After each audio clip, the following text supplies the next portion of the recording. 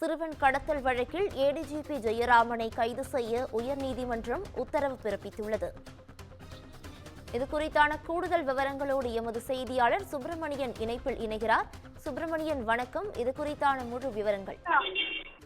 சிறுவன் கடத்தப்பட்ட வழக்கு தொடர்பாக பூவை ஜெகன்மூர்த்தி விசாரணைக்காக சென்னை உயர்நீதிமன்றத்தில் ஆஜராகியிருக்கிறார். முன்ஜாமீன் கோரி அவர் மனு தாக்கல் செய்திருந்தார். அந்த மனு மீதான விசாரணை என்று வந்தது. அப்போது 2:30 மணி அளவில் பூவை ஜெகன்மூர்த்தி மற்றும் ஏடிஜிபி ஜெயராம் 2 பேருமே ஆஜராக வேண்டும் என்று நீதிபதி வேல்முருகன் உத்தரவிட்டிருந்தார். அதன்படி 2 பேருமே ஆஜராகியிருக்கிறார்கள். தற்போது வழக்கு விசாரணை என்பது தொடர்ந்து நடந்து கொண்டிருக்கிறது. இந்த வழக்கை பொறுத்தவரையில் கூலிப்படையினர் யாரும் கடத்தலில் ஈடுபடுத்தப்படவில்லை. கூலிப்படையினரை ஈடுபடுத்தியதாக காவல்துறை கூறுவது தவறு என்று ஜெகன்மூர்த்தி தரப்பில் தெரிவிக்கப்பட்டிருக்கிறது. எந்த தொடர்பும் இல்லை. காவல்துறையில் உள்ள பிரச்சனை காரணமாக ஒரு அதிகாரியை இழுக்க முயற்சிக்கின்றனர். எம்எல்ஏவாக உள்ள ஜெகன்மூர்த்தியை சந்திக்க வருபவர்கள் அவர்கள் என்று ஜெகன்மூர்த்தி தரப்பில் நீதிமன்றத்தில் தெரிவிக்கப்பட்டிருக்கிறது. அதே போல அரசு தரப்பிலும் பல்வேறு வாதங்கள் முன்வைக்கப்பட்டிருக்கிறது. அதில் சரத், டேவிட், மனராஜ் உள்ளிட்டோர் தனுஷ் வீட்டுக்கு சென்று அவரது சகோதரரை கடத்தியுள்ளனர். அருகில் இருக்கும் ஹோட்டலுக்கு அழைத்து சென்றனர். சிசிடிவி காட்சிகளும் உள்ளது. இந்த விவகாரம் தொடர்பாக ஜெகன்மூர்த்தியிடம் ஏடிஜிபி பேசியிருக்கிறார் என்று அரசு தரப்பில் வாதங்கள் முன்வைக்கப்பட்டிருக்கிறது. அதே போல ஜெகன்மூர்த்திக்கு இந்த கடத்தலில் தொடர்பு உள்ளது. இது சம்பந்தமாக வழக்கறிஞர் சரத்குமார், முன்னாள் காவல் அதிகாரி மகேஸ்வரி ஆகியோர் ஒப்புதல் வாக்குமூலம் அளித்திருப்பதாக அரசு தரப்பில் தெரிவிக்கப்பட்டிருக்கிறது. ஏடிஜிபியிடமும் அவரது டிரைவர்களும் விசாரிக்கப்படுவர் என்று அரசு தரப்பில் வாதம் முன்வைக்கப்பட்டிருக்கிறது.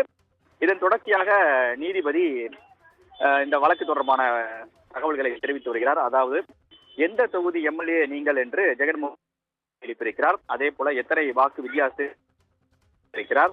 70,000 பேர் வாக்களித்துள்ள நிலையில் அவர்கள் பேசத்தான் வாக்களித்தனர். ஆனால் அதை மறந்து கட்ட பஞ்சாயத்து நடத்த தான் மக்கள் உங்களுக்கு வாக்களித்தனரா என்ற கேள்வியை நீதிபதி எழுப்பியிருக்கிறார்.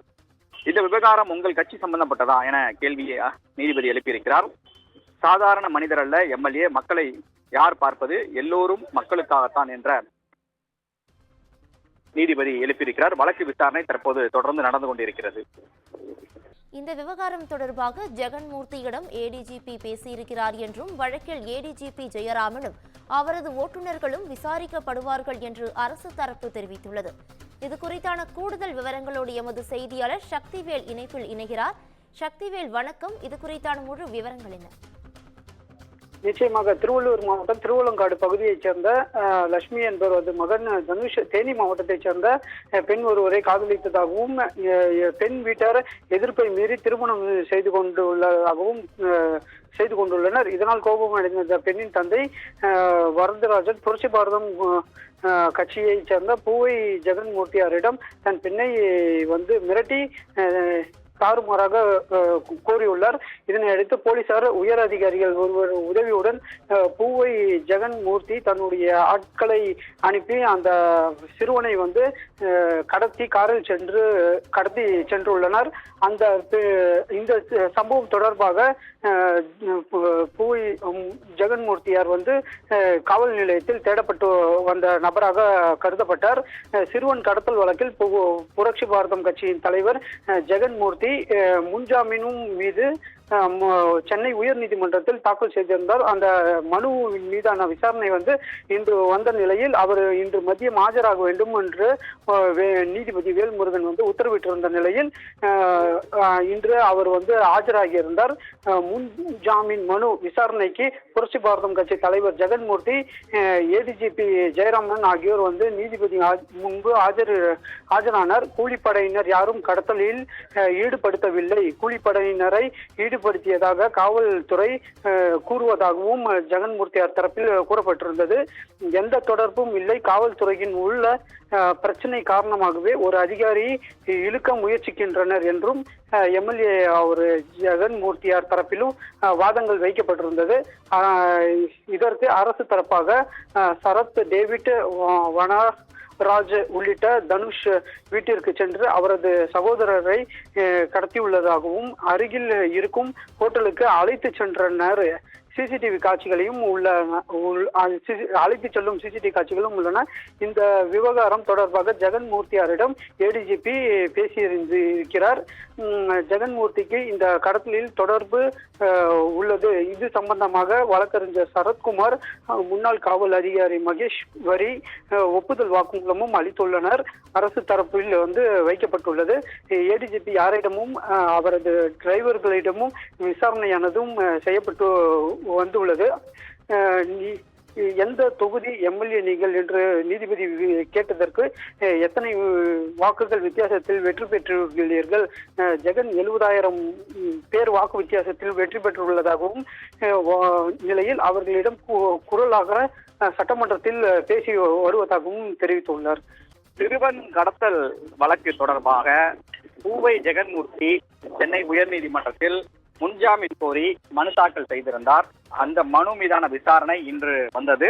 அப்போது பூவை ஜெகன்மூர்த்தியை நீதிமன்றத்தில் ஆஜராக வேண்டும் என்று உயர்நீதிமன்றம் உத்தரவிட்டிருந்தது. அதே போல இந்த கடத்தலுக்கு ஆயுதப்படை பிரிவு ஏடிஜிபியாக இருக்கக்கூடிய ஜெயராமுடைய வாகனம் பயன்படுத்தப்பட்டதாக தெரிவிக்கப்பட்டிருந்தது.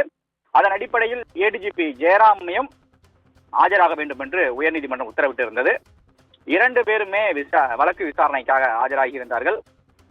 நீதிபதி பல்வேறு கேள்விகளை கேட்டு பூவை ஜெகன்மூர்த்தியிடம் எழுப்பியிருந்தார். அதே போல வழக்கு விசாரணை குறித்தும் அரசு தரப்பும் அதே போல பூவை ஜெகன்மூர்த்தி தரப்பும் வாதங்களை முன்வைத்து வந்தனர். இந்த நிலையில் ஏடிஜிபியை கைது செய்ய காவல்துறைக்கு சென்னை உயர்நீதிமன்றம் உத்தரவிட்டிருக்கிறது.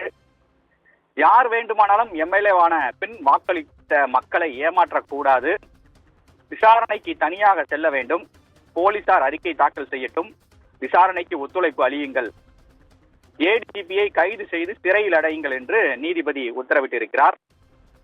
உங்களுக்கு தொடர்பு இல்லாவிட்டாலும் உங்கள் பெயரை தவறாக பயன்படுத்தினாலும் குற்றம்தான் என்று நீதிபதி விளக்கியிருக்கிறார்.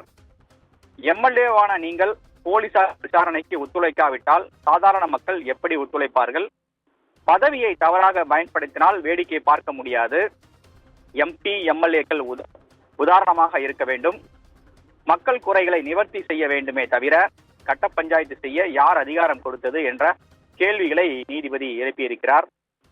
உங்களுக்கு தொடர்பு இல்லாவிட்டாலும் உங்கள் பெயரை தவறாக பயன்படுத்தினால் அது குற்றம்தான் என்றும் நீதிபதி தெரிவித்திருக்கிறார். இந்த வழக்கு விசாரணையை ஜூன் 26ஆம் தேதிக்கு தள்ளி வைத்து நீதிபதி வேல்முருகன் உத்தரவிட்டிருக்கிறார்.